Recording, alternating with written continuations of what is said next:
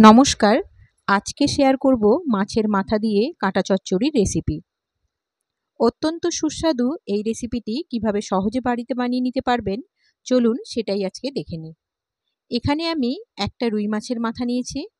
নুন আর হলুদ মাখিয়ে এটাকে 5 মিনিটের জন্য রেখে দিয়েছিলাম।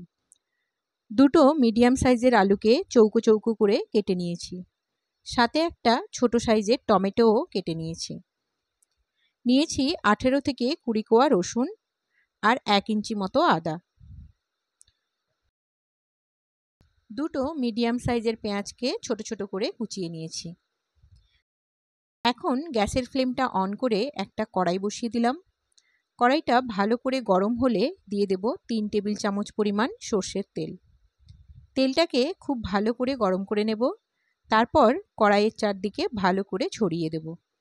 এখন মাছের মাথাগুলো বেশ কিছুক্ষণ উল্টে পাল্টে ভেজে নিতে হবে।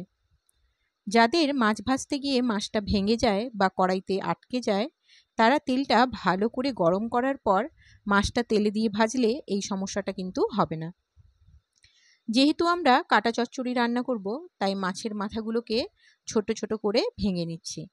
তবে ভাজার আগে ছোট করে কেটে নিলে কিন্তু বেশি ভালো হয়।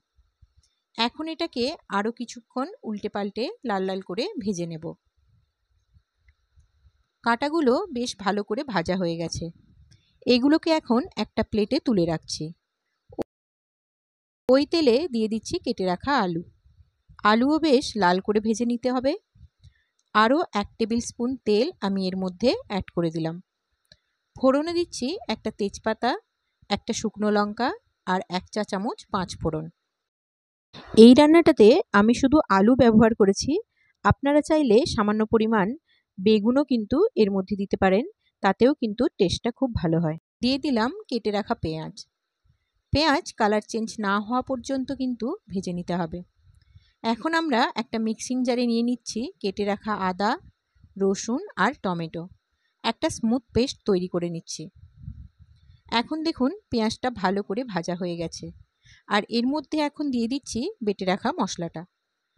মশলার কাঁচা গন্ধ না যাওয়া পর্যন্ত কিন্তু মশলাটাকে ভালো করে ভেজে নিতে হবে।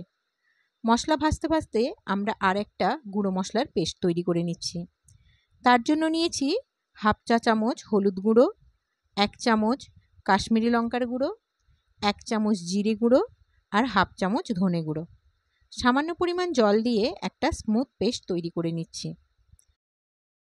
যে কোনো রান্নায় গুঁড়ো মশলা এভাবে জল দিয়ে অ্যাড করলে রান্নার কালারটাও ভালো আসে আর মশলাটাও পুড়ে যায় না। এখন কড়াইতে এই পেস্টটাকে দিয়ে দিচ্ছি। সব কিছু ভালো করে মিশিয়ে 1 থেকে 2 মিনিট মতো রান্না করে নেব, যতক্ষণ না মশলার থেকে তেল ছাড়তে শুরু করে। প্রয়োজনে সামান্য জলও অ্যাড করে দিতে পারেন। আমি মশলা বাটার জলটা সামান্য পরিমাণ এর মধ্যে অ্যাড করে দিয়েছি। ভেজে রাখা আলুগুলো দিয়ে 1 মিনিট মতো ভালো করে কষিয়ে নেব। এখন দিয়ে দেব পরিমাণ মতো গরম জল।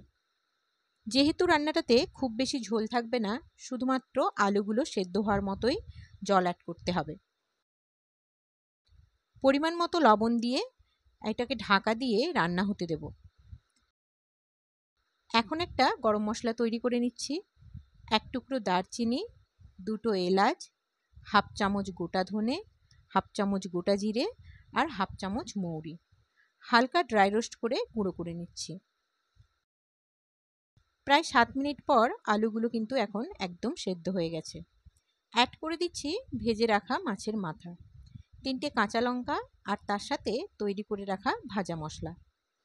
এখন সব কিছু ভালো করে মিশিয়ে নিচ্ছি। প্রায় 1 মিনিট মতো রান্না করে নিলেই কিন্তু রেডি আমাদের মাছের মাথার কাঁটা চচ্চড়ি। আজকের আপনাদের এই রেসিপিটা কেমন লাগলো অবশ্যই কমেন্ট করে জানান। আর ভালো লাগলে লাইক এবং শেয়ার করে দিন। এরকম আরও রেসিপি পেতে আমার চ্যানেলটিকে সাবস্ক্রাইব এবং ফলো করে পাশে থাকুন।